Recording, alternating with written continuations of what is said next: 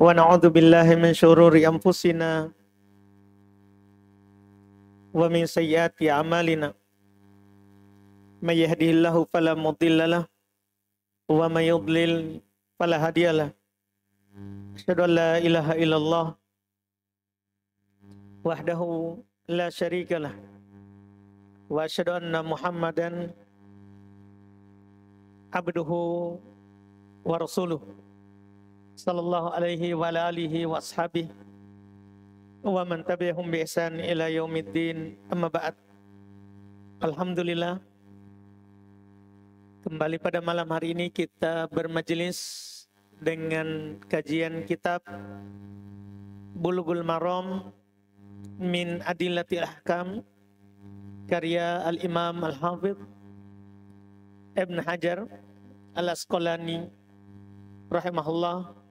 Malam hari ini kita di majelis ke-45 pembahasan Kitabus Shalah dan majelis ke-7 kalau di Kitabus Shalah di bab Al-Adhan, bab tentang adhan. Kita di bab adhan ini akan memasuki hadis 181 di dalam kitab Bulughul Maram. Dan kalau dalam bab adhan berarti di hadits keempat. Hadits yang keempat. Kata Imam Al-Hafidh Ibn Hajar Al-Asqalani Asy-Syafi'i rahimahullah di hadits 181, wa an Anas Ibn Malik radhiyallahu anhu qala umira Bilal ayyashfa'al adhan wa yutirul iqamah illal iqamah, yakni qawlahu qad qamatis shalah, muttafaqun alaih wa lam yadhkur Muslimun al-istithna. Kata beliau rahimahullah, walin Nasa'i amaron nabiyyu sallallahu alaihi wasallam Bilalan. Kata beliau dari Anas radhiyallahu anhu, beliau berkata, Bilal diperintahkan untuk menggenapkan kalimat adzan dan mengganjilkan kalimat qomat, kecuali kalimat iqamat, yaitu ucapan qad qamatis shalah. Muttafaqun alaihi, tetapi Muslim tidak menyebutkan pengecualian, yaitu kecuali iqamah. Lafaz qad qamatis shalah. Imam Muslim kurang satu lafaz itu. Di Bukhari lengkap. Menurut riwayat Nasa'i, Nabi Shallallahu Alaihi Wasallam memerintahkan Bilal. Kan kalau dalam riwayat Bukhari Muslim, Bilal diperintah. Siapa yang memerintahnya kita tidak tahu, majhul. Tapi dengan lafaz Imam Nasa'i kita bisa tahu yang memerintahkannya ternyata Rasulullah Sallallahu Alaihi Wasallam untuk menggenapkan adzan dan mengganjilkan qomat dan mengganjilkan iqamat. Baik, ini lafaz hadits ya 181.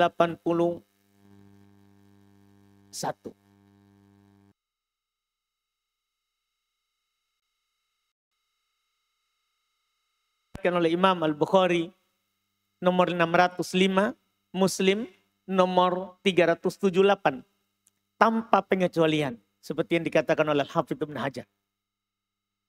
Iya.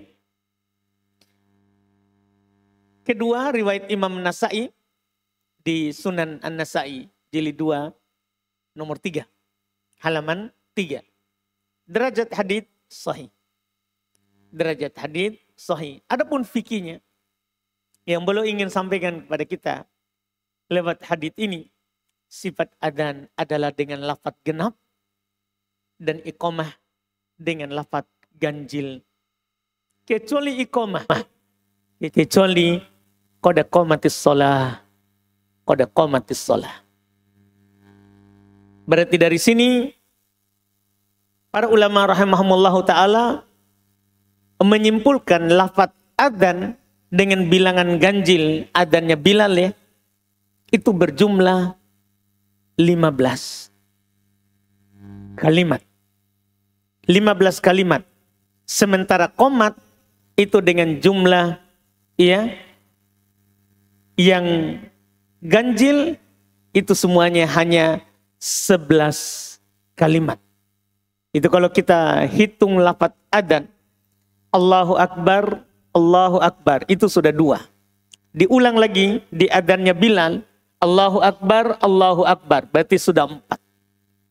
Asyhadu an la ilaha illallah 5, asyhadu an la ilaha illallah 6, asyhadu anna Muhammadar Rasulullah 7, asyhadu anna Muhammadar Rasulullah 8. Hayyalas shalah 9, hayyalas shalah 10. Hayya 'alal falah 11, hayya 'alal falah 12. Allahu Akbar. Itu sudah berapa itu? 13. Allahu Akbar. 14. La ilaha illallah. Berapa? Itu adzannya Bilal. 15 lafaz. Itulah yang dimimpikan oleh Abdullah bin Zaid yang telah lewat. Juga dimimpikan oleh oleh Umar ibn Khattab dengan lafaz adzan 15.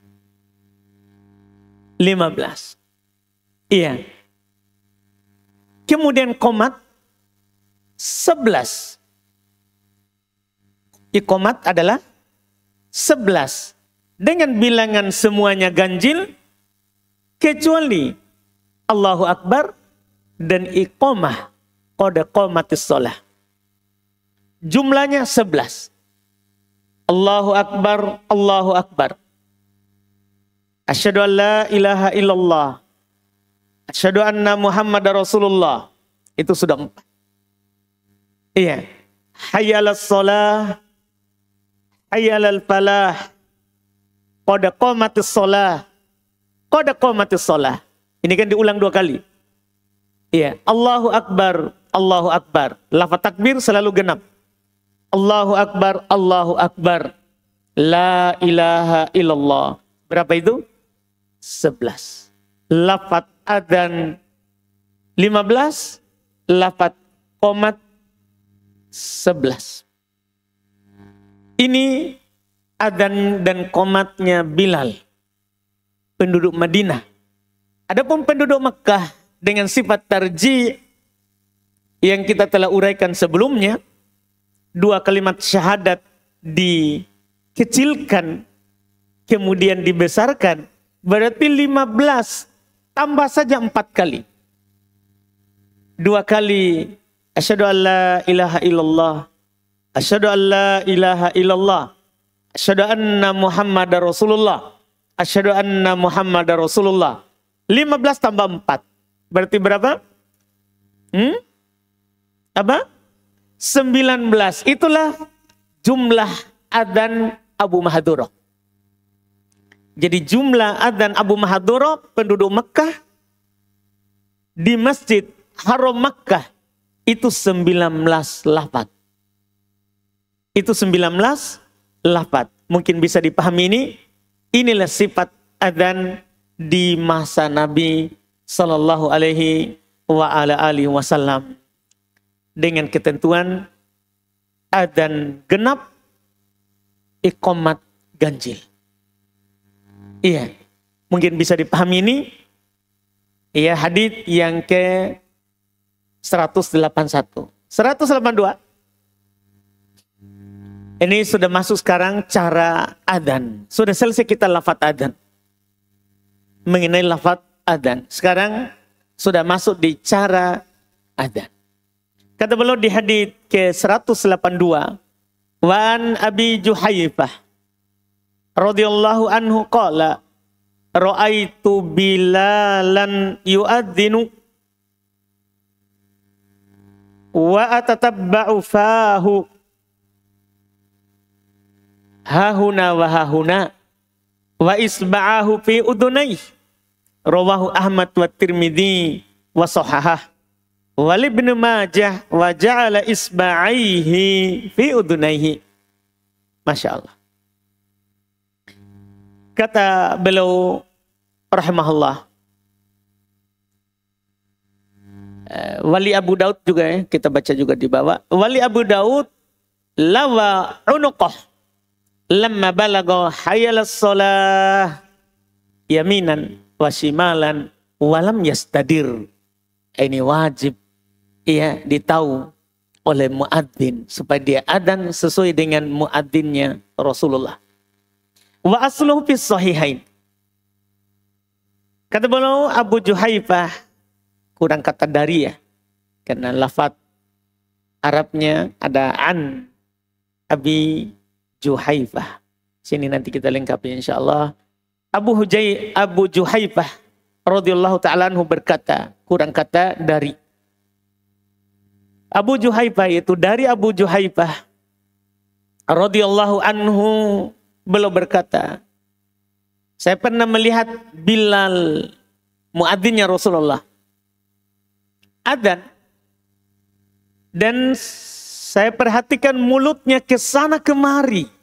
Itu komat kamit melafadzkan adzan. Nih ke sana kemari mulutnya.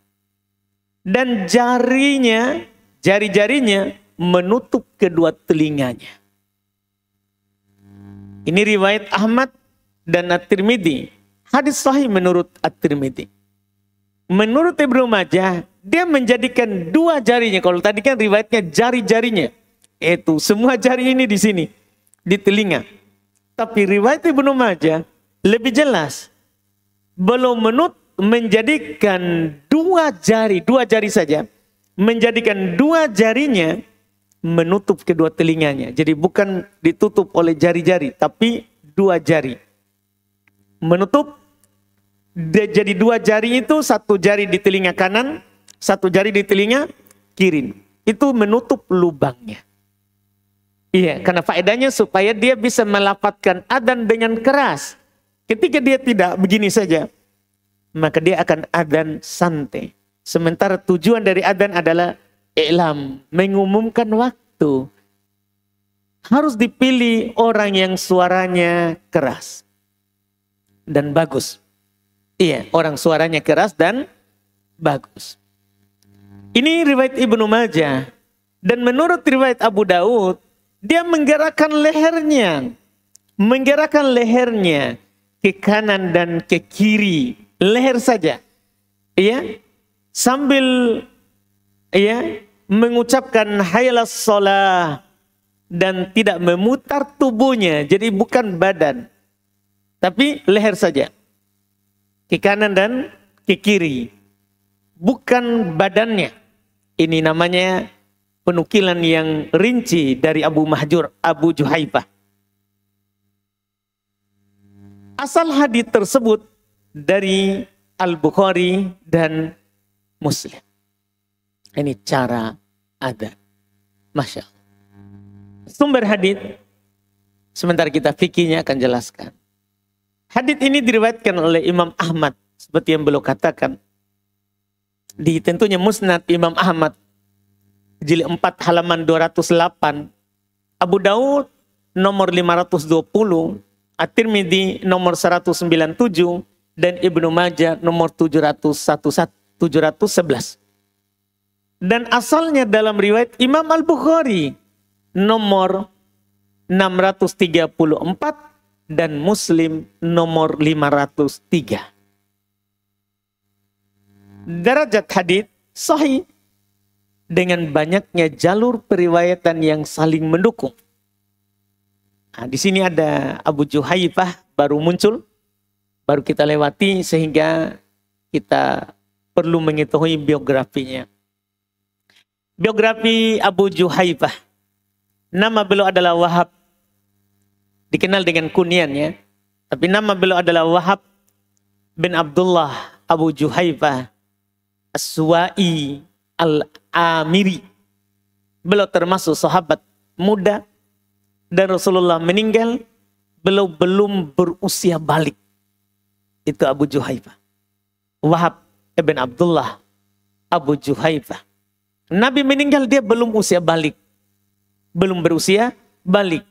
Dan setelah Nabi meninggal, kemudian pemerintahan kaum muslimin di masa Ali pindah ke negeri Kufah.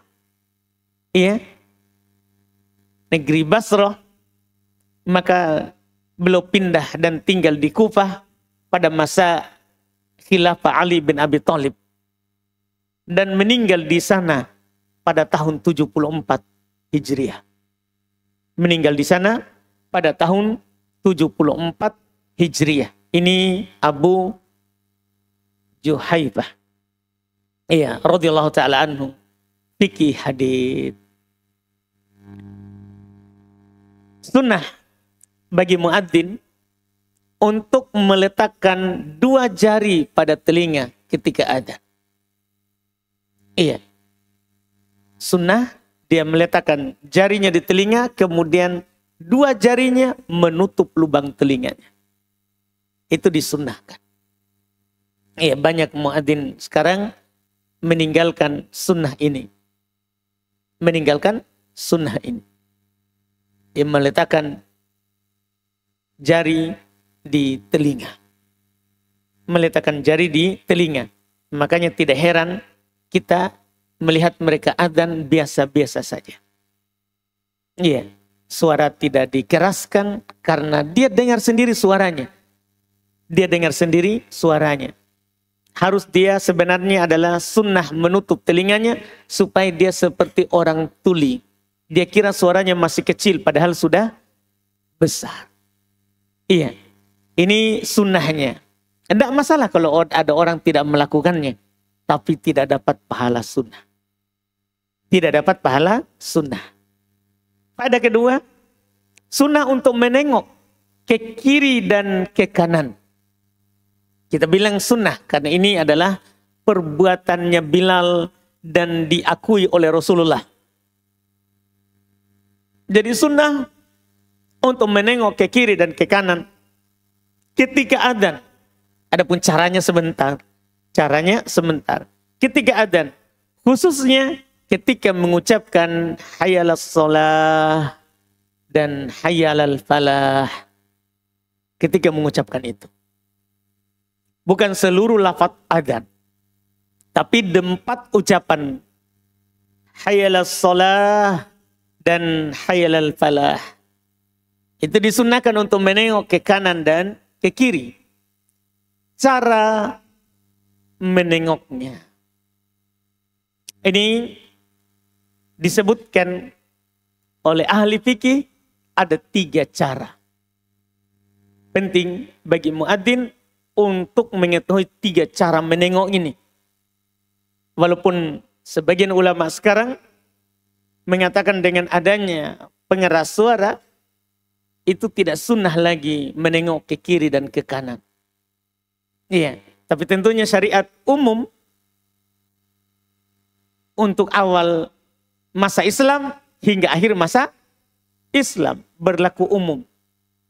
Berlaku umum, ini sunnah. Cara menengok ke kiri dan ke kanan. Ahli fikih menyebutkan ada 3 cara. Cara ini sepatutnya kita tahu. Apalagi sebagai muadzin. Cara pertama, ke kanan ketika mengucapkan hayyalas shalah 2 kali. Kemudian kembali menghadap kiblat. Dan ke kiri ketika mengucapkan hayyalal falah 2 kali. Jadi dia menengok ke kanan. Untuk 2 kali ucapan. Jadi tadi kan dia menghadap ke kiblat. Ketika adzan dari awal. Kemudian hayyalas shalah 2 kali. Dia tengokkan wajahnya. Bukan badannya. Wajahnya. Dengan lehernya. Jadi dia ke kanan. Ucapkan hayyalas shalah. Hayyalas shalah. Baru ke kiblat. Baru ke kiri. Hayyalal falah. hayya 'alal falah 2 kali baru ke kiblat. Ini cara pertama. Itu cara pertama. Cara kedua. Cara kedua, ke kanan ketika mengucapkan hayya 'alas shalah yang pertama, kemudian kembali menghadap kiblat dan ke kanan mengucapkan hayya 'alas shalah yang kedua, kemudian kembali menghadap kiblat. Dan ke kiri ketika mengucapkan hayya 'alal falah yang pertama, kemudian kembali menghadap kiblat dan ke kiri mengucapkan hayya 'alal falah yang kedua. Kita bisa paham ini? Jadi kita bilang gini. Saat hayya 'alas shalah yang pertama ke kanan. Hayya 'alas shalah hadap kiblat. Ke kanan lagi. Hayya 'alas shalah ke kiblat. Ke kiri. Hayya 'alal falah kiblat. Ke kiri. Hayya 'alal falah kiblat lagi. Mungkin bisa dipahami ini? Iya, apa perbedaannya dengan pertama? Padahal sama-sama hayya 'alas shalah ke kanan, hayya 'alal falah ke kiri. Apa bedanya? Kembali ke kiblat di setiap lafaz. Kembali menghadap kiblat di setiap lafaz. Iya. Ini cara kedua. Cara ketiga. Ke kanan ketika mengucapkan hayya 'alas shalah yang pertama, kemudian kembali ke kiblat dan ke kiri ketika mengucapkan hayya 'alas shalah yang kedua. Iya. Di cara ini. Mengucapkan hayya 'alas shalah yang kedua. Kemudian kembali ke kiblat. Dan ke kanan ketika mengucapkan hayya 'alal falah yang pertama. Kemudian kembali menghadap kiblat. Dan ke kiri ketika mengucapkan hayya 'alal falah yang kedua. Kita bisa paham ini? Jadi hayya 'alas shalah yang pertama ke kanan. Di kanan hayya 'alas shalah. Kembali ke kiblat. Ke kiri hayya 'alas shalah. Kembali ke kiblat. Hayya 'alal falah ke kanan. Kembali ke kiblat. Hayya 'alal falah ke kiri. Kembali ke kiblat. Ini 3 cara. Iya, 3 cara mengucapkan 2 kalimat itu. Yang Bilal ke kiri dan ke kanan. Ini 3 cara. Mungkin bisa dipahami itu ya. Semoga bisa dipahami. Apalagi sebagai muadzin. Sebagai muadzin. Ini penting untuk mereka. Supaya masuk dalam sunnah tadi. Supaya masuk dalam sunnah tadi. Iya. Selesai masalah ini hadits ke 183. 182. 183. Kata beliau wa an Abi Mahdurah radhiyallahu taala anhu.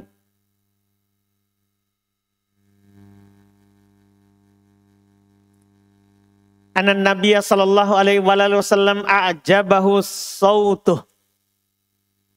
A'jabahu sautuh. Fa'allamahul adhan. Rawahu Ibnu Khuzaimah. Kata beliau dari Abu Mahdurah radhiyallahu anhu bahwa Nabi sallallahu alaihi wasallam kagum dengan suaranya. Kemudian beliau mengajarinya adzan. Diriwayatkan oleh Ibnu Khuzaimah. Sumber hadits ini diriwayatkan oleh Ibnu Khuzaimah sebagaimana yang dikatakan oleh Al-Hafidz Ibnu Hajar di nomor 373. Derajat hadits, sanad hadits ini hasan. Ya. Fikih hadits, fikih pertama, sunnah memilih muadzin yang bagus suaranya. Karena Nabi kagum terhadap suaranya Abu Mahdurah, maka Nabi mengajarkan kepadanya adzan. Jadi sunnah memilih muadzin itu yang suaranya bagus. Iya. Disunahkan seperti itu. Kecuali kalau tidak ada semuanya sama-sama tidak bagus, tidak masalah. Tapi kalau banyak di situ yang muadzin lebih bagus suaranya, sunnah memilih yang bagus. Ini bukan masalah rebutan. Iya, tapi masalah memanggil orang adzan. Jangan sampai nanti kita adzan suaranya suara tidak disenangi. Orang tambah tidur. Atau tidak mau pergi sholat. Muadzin apa itu? Pilih yang bagus. Pilih yang suaranya bagus. Kemudian fikih kedua, tidak bolehnya lahan. Tidak bolehnya lahan itu salah dalam adzan. Karena Nabi memilih yang bagus. Tidak boleh salah dalam adzan. Shin menjadi sin. Tidak boleh. Asalnya ash menjadi as. Itu tidak dibolehkan lahan. Demikian pula lafaz Allah. Kita pahami bersama. Dia itu tebal suaranya. Kalau diawali oleh dhammah dan fathah. Nanti dia tipis kalau diawali oleh kasrah. Itu harus diperhatikan. Jangan sampai kita tipiskan padahal harusnya tebal. Padahal harusnya apa? Tebal. Itu namanya lahan dalam adzan. Itu salah dalam mengucapkan adzan. Demikian pula dipanjangkan yang pendek atau dipendekkan yang panjang. Sebagian orang tidak memperhatikan itu. Dia yang penting lagunya. Panjang as. Apa dipanjang? Apakah kita bertanya? Karena kalau dipanjangkan maknanya kita bertanya. Kita bertanya, apakah saya bersyahadat la ilaha illallah? Demikian pula Allah dipanjangkan Allahu Akbarnya. A-nya dipanjangkan. Berarti bertanya, apakah Allah itu maha besar? Bukan kita bertanya ini, kita mau nyatakan bahwa Allah maha besar. Jadi tidak boleh, intinya tidak boleh lahan dalam adzan. Tidak boleh salah. Di dalam lafaz adzan. Tidak boleh salah dalam lafaz adzan. Ini faedah dari hadits 183. Kemudian hadits berikutnya 185 dan 184 185 dengan dua riwayat itu. Wa an Jabir bin Samurah radhiyallahu anhuma qala shallaitu ma'an nabiyyi sallallahu alaihi wasallam al-idain ghairu marratin wala marratain bi ghairi adan wala iqamah. Rawahu Muslim wa nahwuhu fil muttafaq an Ibnu Abbas radhiyallahu anhuma wa ghairuhu. Kata beliau dari Jabir bin Samurah radhiyallahu anhuma, beliau berkata, aku sholat Id, Fitri dan Adha bukan sekali dua kali, bukan sekali dua kali. Ini takbir bahwa saya sholat Id banyak kali. Tapi jangan dipahami banyak kali maksudnya puluhan kali. Karena ini belum nukil bersama Rasulullah. Rasulullah tidak sholat Id kecuali 9 kali. Nabi hanya sholat Id 9 kali. Jadi jangan dipahami puluhan kali. Pokoknya beliau bilang, saya sholat Id bersama Rasulullah. Tidak sekali, tidak 2 kali. Artinya lebih dari 2 kali. Yaitu bisa sampai tertingginya adalah 9 kali. Karena Nabi sekali lagi hanya 9 kali berid. Karena disyariatkan Id tahun kedua Hijriah. Tahun kedua Hijriah. Sementara Nabi meninggal awal tahun 11. Meninggal awal tahun 11. Sehingga Nabi berid 9 tahun. 9 tahun. Makanya lebih dari sekali, tidak 2 kali. Berarti kalau beliau di Madinah terus selama Nabi hidup, berarti 9 kali. Berarti 9 kali. Dia bilang, saya sholat Id bersama Nabi. Ya, bukan sekali 2 kali. Tanpa adzan dan tanpa qomat. Riwayat Muslim. Hadis serupa juga ada riwayat muttafaq alaih dari Ibn Abbas radhiyallahu taala anhuma dan dari selainnya. Sumber hadis Jabir itu diriwayatkan oleh Imam Muslim nomor 887 dan hadis Ibn Abbas diriwayatkan oleh Imam Al-Bukhari nomor 959 dan Muslim 886. Derajat hadits tentunya sahih. Fikih hadits ini tidak disyariatkan adzan dan iqamah pada salat Id. Tidak disyariatkan adzan, tidak pula iqamah pada salat Id. Iya, tidak ada adzan, tidak ada iqamah. Tidak disyariatkan pula mengucapkan as-salatu jami'ah seperti pada salat gerhana. Karena melafadzkan adzan atau yang semakna dengannya itu adalah pensyariatan, harus ikut yang Nabi ucapkan. Jadi penukilan ini menunjukkan bahwa padahal Id kan berkumpul juga. Tapi karena Nabi tidak pernah adzan dan iqamah pada salat Id, maka sahabat tidak lakukan. Dan tidak pula ada ucapan as-salatu jami'ah. Sebagaimana yang Nabi syariatkan ketika gerhana. Kan kalau gerhana, kita tidak disyariatkan adzan dan iqamah. Tapi kita disyariatkan di masjid, kita mengucapkan as-salatu jami'ah. As-salatu jami'ah. Itu diulang-ulang. Iya. Itu namanya adzan panggilan saat sholat gerhana. Dan tidak dinukil ucapan Nabi SAW mengucapkan as-salatu jami'ah selain di sholat gerhana. Sebagian imam menambahkan kalau sudah maju di depan, sudah qomat ini, sudah adzan, dia tidak cukupkan lafaz muadzin yang mengumandangkan adzan dan yang mengumandangkan qomat. Tidak cukup. Dia buat lagi bid'ah. Jadi sudah saw sufufakum fa inna taswiyata sufuf min tamamis shalah. Dia tambahkan lagi salatu jami'ah rahimakumullah. Tambah lagi bid'ah. Iya. Ya, selama bisa lakukan bid'ah, mereka lakukan. Yang penting kan baik.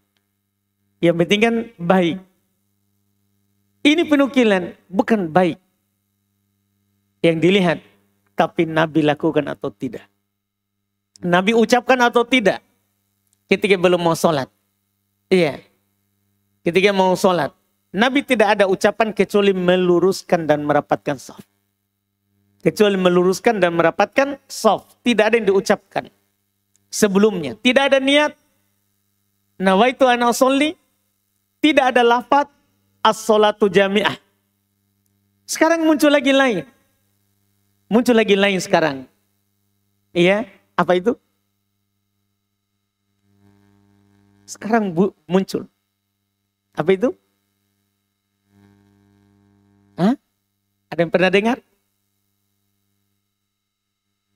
Ada yang mengatakan Allahumma anta maksudi wa ridhoka matlubi. Itu lagi sekarang lafadznya, bukan nawaitu an usolli. Iya, sama semuanya bid'ah. Mungkaroh, sesat. Tidak dituntunkan oleh Nabi SAW. Tidak dituntunkan oleh Nabi SAW. Karena ini ibadah tauqifiyah. Ibadah adalah tauqifiyah. Artinya wajib kita berhenti di atas dalil. wajib kita berhenti di atas dalil. Ini terkait dengan lafadz adzan. Kemudian hadits berikutnya itu kita ambilkan nanti ini. Kita simpankan untuk tanya jawab sedikit. Kita ambil lagi pekan depan ini insya Allah. Hadits ke 186 insya Allah.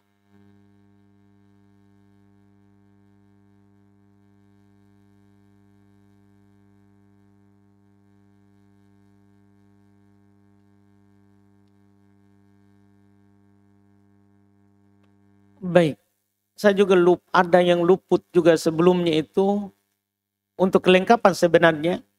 Cuman saya tidak sebutkan di pertemuan sebelumnya itu lewat. Tidak ada dalam hadits, tapi penting. Waktu pembahasan as-salatu khairum minan naum. Waktu pembahasan as-salatu khairum minan naum di adzan apa? Subuh. Di sini di hadits faedah fikih hadits ke sini 178 179 itu ada faedah keempat, yaitu ketika hujan saya lupa singgung waktu itu, padahal penting sekali untuk disinggung dan tidak akan berulang lagi. Ketika hujan, sunnah bagi muadzin ketika hujan mengucapkan sallu fi buyutikum. Karena kalau hujan itu merupakan udzur untuk tidak hadir di masjid. Sehingga muadzin mengucapkan sallu fi buyutikum. Salatlah di rumah kalian, atau as-salatu fir rihal, sama salat di tempat tinggal. Ya, atau sallu fi rihalikum. Ini ucapan di akhir adzan. Boleh. Jadi ketika sudah Allahu Akbar, la ilaha illallah, tambah sallu fi buyutikum. Boleh di akhir adzan. Atau setelah hayya 'alal falah. Sebelum Allahu Akbar, la ilaha illallah. Setelah hayya 'alal falah, kita katakan sallu fi buyutikum. Itu diucapkan 2 kali. Karena adzan 2 kali. Genap. Dengan lafaz genap. Boleh.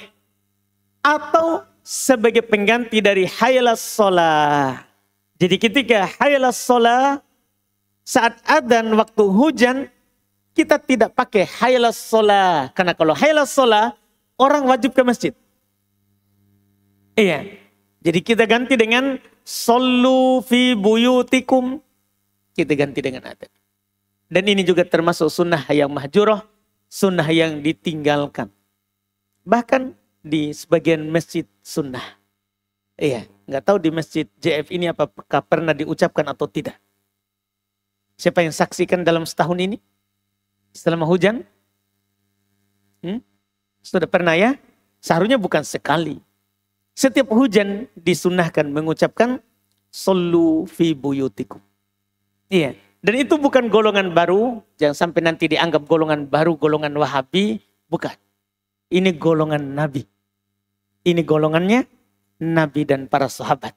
Karena mereka kalau hujan, iya, mereka mengganti lafaz atau menambah lafaz itu. Menambah lafaz itu.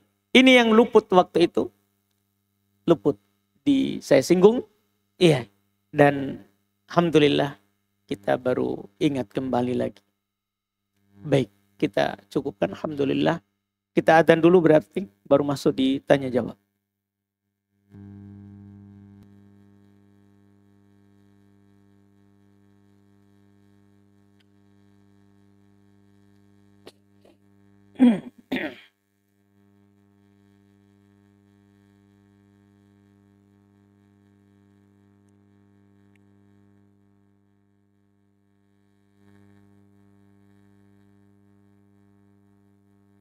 Baik, kita baca di sini pertanyaan.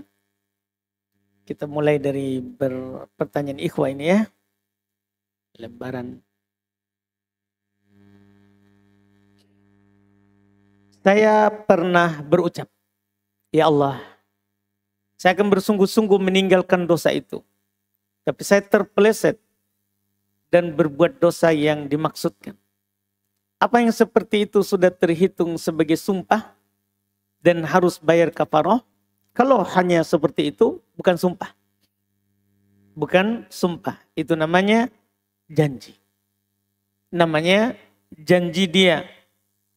Iya, kepada Allah Subhanahu wa Ta'ala untuk tidak jatuh di dalam dosa. Iya, di dalam dosa. Tidak masuk dalam sumpah. Tidak masuk dalam sumpah. Wallahualam. Sehingga jika kalau hal itu tidak masuk dalam sumpah, maka tidak ada dalam pembahasan kafarah.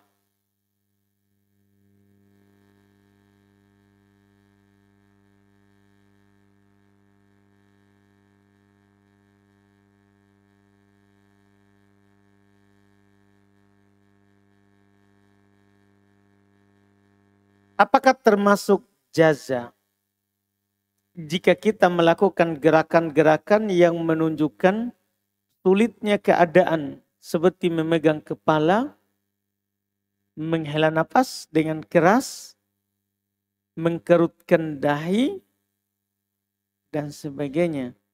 Seperti apa definisi? Yang didefinisikan tentang jaza. Jaza, apa itu? Jaza. Apa itu? Apa itu jaza? Hah? Pertanyaan setengah bahasa Indo, setengah bahasa Arab. Ini susah Arab dilatinkan. Kenapa kita tidak Indo saja? Karena setengah Arab itu merusak bahasa Arab. Karena hancur alam ini karena orang setengah nahwu. Begini Mi. Rusak Pak. Rusak lisan. Rusak lisan Arab gara-gara setengah Arab. Jaza. Gak tahu apa itu jaza. Iya. Wallahu alam.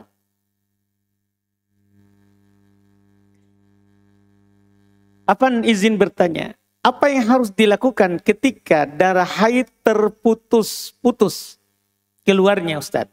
Misalkan kebiasaan haid 7 hari. Saat hari ke-5 berhenti. Besoknya keluar lagi. Ini gampang sekali sebenarnya. Ketika darah haid itu terputus dan keluar kembali saat masa kebiasaan haid. Maka saat putus suci. Tapi kalau keluar kembali lagi tapi masih di hari kebiasaan, haid. Kalau keluar kembalinya setelah masa kebiasaan, bukan haid. Misal tadi, biasa haid 7 hari. Hari ke-5 putus. Tidak keluar apapun. Berarti suci. Keluar lagi di hari ke-7, haid. Karena itu masih di masa haid. Tapi kalau keluar setelah masa haid, misalnya keluar di hari ke-8 atau hari ke-9, bukan haid. Bukan haid. Kecuali berulang 3 kali berturut-turut, maka terhitung kebiasaan berubah. Terhitung kebiasaan berubah. Jadi itu kita tidak anggap haid kecuali di hari kebiasaan. Kecuali di hari kebiasaan. Itu selama seorang itu punya kebiasaan. Selama seorang itu punya kebiasaan. Wallahualam. Bagaimana kita menjawab adzan di masjid yang berbeda-beda? Ada yang awal, ada juga lambat. Nanti ini insya Allah. Belum. Sabar. Iya, sabar ini. Iya, diharapkan kesabarannya kaum muslimin dan muslimat. Jangan tergesa-gesa. Tapi dimaklumi. Kalau ada orang tergesa-gesa, dimaklumi. Khuliqal insan min ajal. Orang itu memang manusia itu diciptakan dari ketergesa-gesaan. Tidak mau sekali tahan sedikit. Ini kan bab adzan. Baru lafaz adzan dan cara adzan. Belum menjawab adzan. Sabar. Insya Allah. Dan kalau saya akhirkan ini, saya tidak berdosa. Karena boleh mengakhirkan sesuatu sampai dibutuhkan, sampai waktunya. Jadi kita tidak usah jelaskan dulu sekarang, karena akan datang di buku. Akan datang di buku. Wallahualam. Izin bertanya, saya akhwat. Tahun ini berusia 25 tahun. Biar usia kita kasih tahu juga ya. Saya akhwat, tahun ini berusia 25 tahun. Dan ingin menikah, semoga dimudahkan. Tapi belum ada yang lamar, semoga segera datang. Apa ikhtiar yang bisa saya lakukan agar bertemu dengan jodoh tahun ini? Berdoa, nggak usah pasang iklan di Facebook. Iya. Berdoa saja, ya Allah berilah saya jodoh terbaik.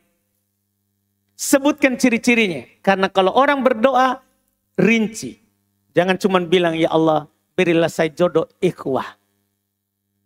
Jangan rinci. Kalau kita mau yang kaya, sebut. Ya Allah berilah saya jodoh ikhwah yang kaya. Mau yang gagah, kaya dan gagah. Mau lebih lagi, yang besar uang penaiknya, bilang yang besar uang penaiknya. Mau yang lebih lagi, punya rumah, punya mobil, bilang. Pokoknya kalau ada yang kita minta, rinci.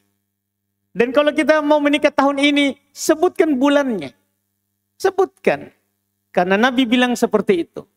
Siapa yang meminta kepada Allah, jangan pernah bilang, ya Allah, berilah saya jodoh jika engkau berkehendak. Tidak.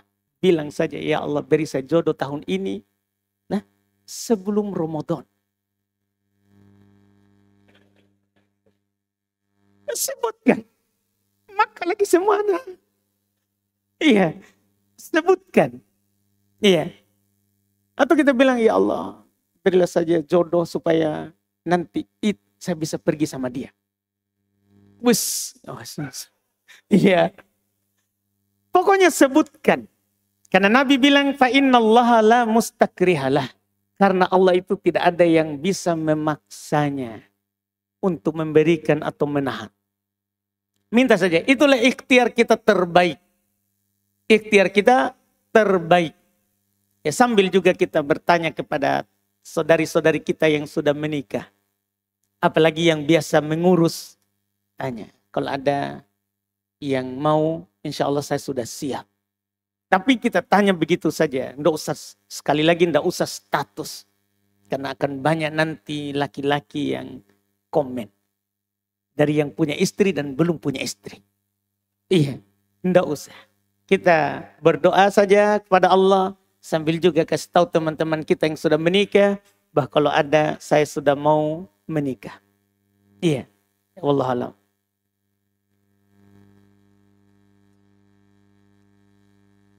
Tapi semoga segera ya. Doakan tahu. Semoga segera dapat jodoh. Amin. Siapa tahu yang malah ada yang hadir malam ini jodoh tak juga. Semoga segera. Masya Allah. Banyak yang aminkan ya. Masya Allah. Alhamdulillah. Semoga salah satu di antara kita yang aminkan terkabulkan. Nah. Allahu Akbar. Insya Allah akhwat. Sabar. Banyak sekali yang aminkan. Insya Allah. Akan datang.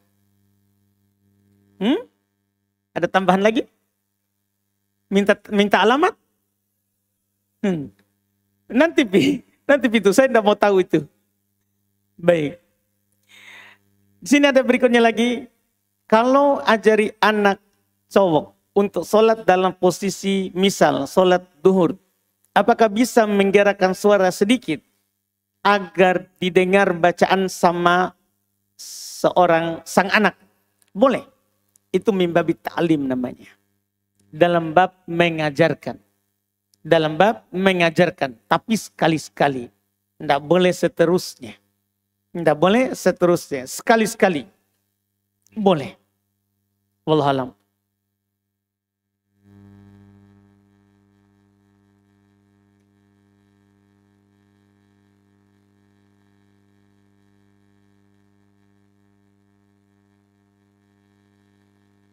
Apa perbedaan dari matan yang diiramakan atau syair dengan nasyid yang tidak memakai musik?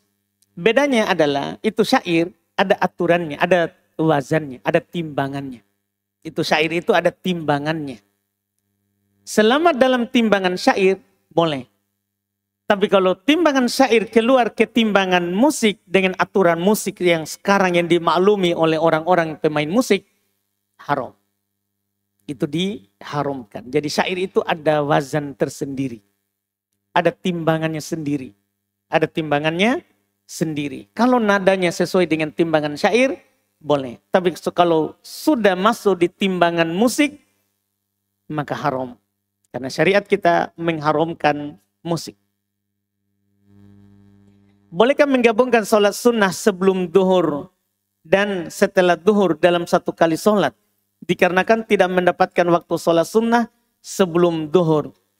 Iya, boleh kalau itu sekali-sekali. Adapun terus menerus tidak boleh. Tidak diperbolehkan. Karena sholat itu boleh diganti, sholat sunnah. Boleh diganti kalau kita rutin melakukannya kemudian qadarullah kita dapat udur.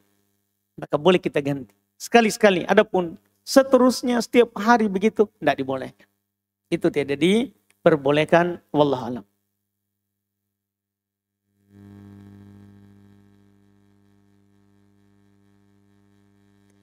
Kemarin saya sholat ikut imam. Saat imam mengucapkan Sami Allahu liman hamidah. Posisi saya sementara turun untuk ruku. Dalam keadaan ini apakah saya harus sujud sahwi Ustadz? Jika saya tidak sujud sahwi, apakah saya harus mengulang sholat saya Ustadz? Tidak. Kalau kita sholat berjamaah, kita kalau luput sesuatu tidak sujud sahwi. Karena kita ikut imam. Kita ikut imam. Tidak disunnahkan kita sujud sahwi. Bagaimana hukum makmum? Ketika tidak sempurna gerakan bersama imam dikarenakan imamnya terlalu cepat. Apakah makmum diberi udur? Dan ini ya terkadang terjadi di masjid awam. Makmum diberi udur, dia ikut. Kalau imam cepat, dia juga ikut cepat. Artinya dia tetap tumaninah, baca satu kali doa ruku, satu kali doa sujud, baca satu kali saja. Baca satu kali saja. Kalau dia cepat ruku, baca Al-Fatihah saja. Tidak usah baca surat setelah Al-Fatihah. Itu yang dilakukan. Itu karena Nabi SAW sholatnya adalah ringan tapi sempurna. Nabi sholatnya ringan tapi sempurna. Iya. Jadi doa ruku ringan tapi sempurna itu adalah serba satu kali. Satu kali doa ruku, boleh kita pilih yang paling pendek. Jangan pilih yang panjang kalau imamnya adalah cepat. Kita pilih Subhana Rabbiyal Azim sampai di situ. Karena itu dalam riwayat Muslim. Subhana Rabbiyal Azim satu kali. Iya. Sujud Subhana Rabbiyal A'la. Karena kebanyakan imam juga di awam itu yang dia baca. Sehingga kalau kita pilih yang panjang, kita akan lambat. Kita akan lambat. Jadi kita sekali lagi ikuti ya sebisa mungkin apa yang dibaca oleh imam, dan kalau cepat kita cepat juga.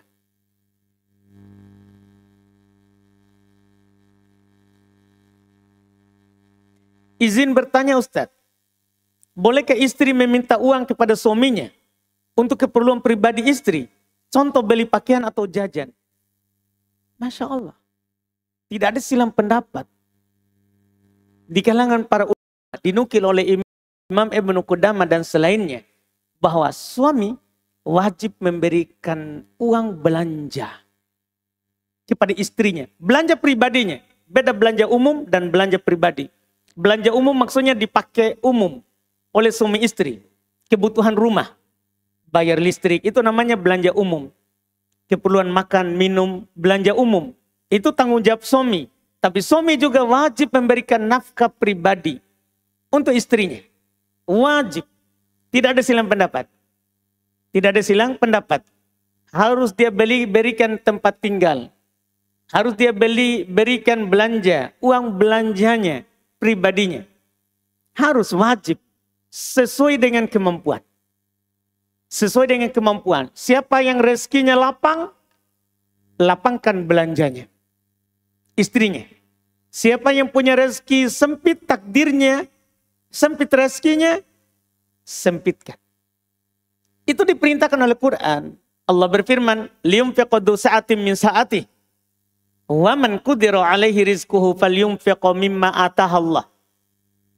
La yukallifullahu nafsan illa ma ataha. Hendaklah, ini lamul amar kalau orang tahu bahasa Arab, ini perintah. Hendaklah, perintah, wajib. Seorang istri memberikan seorang suami memberikan nafkah kepada istrinya, itu wajib. Du sa'atin min sa'atih. Yang memiliki kelapangan penghasilan sesuai dengan kelapangannya. Artinya kalau dia punya penghasilan tinggi, kasih istri uang belanja yang tinggi. Iya. Kasihkan yang tinggi.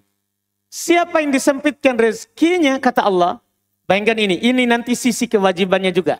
Siapa yang diberikan kesempitan dalam rezekinya, maka berikan sesuai dengan kesempitannya. Tidak gugur.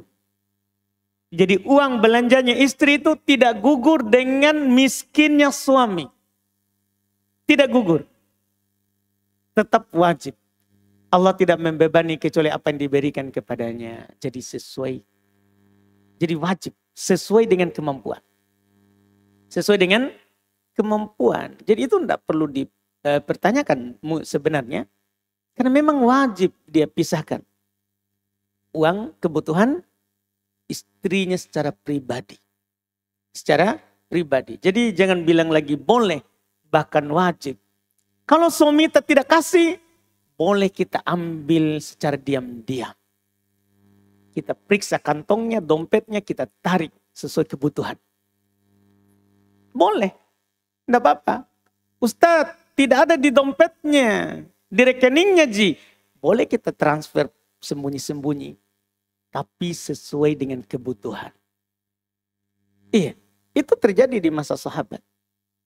Itu terjadi di masa sahabat. Seorang istri datang mengadu kepada Rasulullah tentang suaminya yang tidak memberikan nafkah kepadanya, uang belanjanya. Kata Nabi kepadanya, khudhi ma yakfiki, ya, ambil walaupun dia tidak tahu apa yang mencukupimu. Ambil yang mencukupimu. Jadi bolehkan. Jadi nanti jangan marah-marah kalau hilang uang tadi dompet. Iya, itu sudah diambil oleh yang punya. Tapi kalau kita kasih nafkah kemudian di dompet juga hilang, itu masalah. Iya, itu masalah. Jadi seharusnya ini tidak terjadi ya. Seharusnya tidak terjadi. Tapi kita mungkin kasih udur, siapa tahu suami kita tidak tahu. Siapa tahu tidak tahu. Tapi kalau tidak tahu, hari inilah kita umumkan. Mulailah pada bulan ini kasih uang belanja istri tak. Iya, saya bukan berpihak sama istri kita, tapi begitulah yang harusnya kita lakukan. Masya Allah. Lebih ini ya. Apaan Ustadz? Biasanya di Arab Saudi ada adzan pertama dan adzan kedua pada waktu subuh. Pertanyaan saya, sholat apa yang bisa dilakukan setelah adzan pertama? Tahajud. Sholat tahajud. Itu yang dilakukan. Karena kan itu sepertiga malam terakhir. Disitulah sholat yang paling utama dari sholat tahajud. Iya, kalau kita belum witir, witir. Kemudian kita berdoa. Karena di situ dianjurkan untuk berdoa. Karena orang yang meminta di sepertiga malam terakhir, itu akan dikabulkan apa yang dia minta. Wallahu a'lam.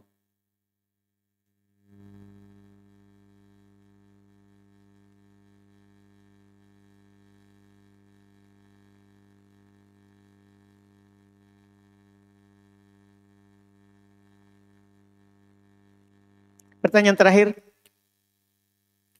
Itulah yang ringan-ringan sedikit. Masalahnya kaum muslimin ini.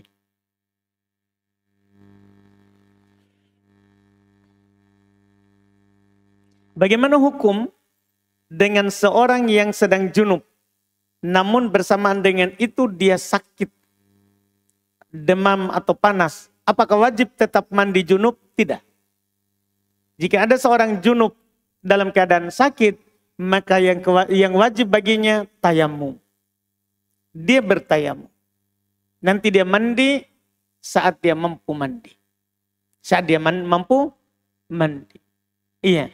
Selama dia tidak mampu mandi, atau mandi itu akan memperparah sakitnya, maka dia bertayamum saja. Karena bertayamum bisa menggantikan hadas besar dan hadas kecil. Wallahu alam. Kita cukupkan. Mohon maaf masih ada pertanyaan. Sama dengan ada pertanyaan ini sudah naik beberapa kali sebenarnya, tapi saya tidak enak menjawab kalau masalah pengaturan pondoknya orang. Masalah pengaturan pondoknya orang. Karena saya tidak mau lagi jatuh dalam situ. Karena sebagian masalah itu biasanya orang suka kasih tabrak-tabrak. Saya pernah menjawab suatu masalah, ternyata itu masalah di pengaturan pondoknya orang. Akhirnya orang berkelahi di sana gara-gara jawaban saya. Iya, berkelahi antara ustadz dengan pengurus. Dia bilang, Ustaz Ubaid ngomong begini. Aduh, bukan itu maksudnya, saya kan ditanya umum. Kalau pertanyaannya umum, saya biasa jawab. Kalau umum. Tapi kalau masalah khusus, saya tidak mau lagi jawab. Karena orang akan tabrakan ustadznya dengan saya. Akhirnya saya dibombe oleh banyak orang. Itu kan masalah. Saya lewat tiba-tiba tidak disenyumi. Ada apa ini? Ternyata saya pernah menjawab masalahnya. Itu kan bermasalah. Makanya dari kejadian itu, saya tidak mau lagi menjawab hal-hal yang terkait dengan pesantrennya orang lain. Tapi kalau kita bertanya tentang pesantren saya akan jawab dari A sampai Z. Insya Allah Ta'ala. Nanti saya akan daurokan. Insya Allah. Tapi kalau pesantrennya orang, tolong jangan tanya ke saya. Karena tidak cocok. Tanya saja kepada ustadznya. Wallahualam. Kita cukupkan. Subhanallah. Hamdik. Asyhadu an la ilaha illa anta astaghfiruka wa atubu ilaik. Assalamualaikum warahmatullahi wabarakatuh.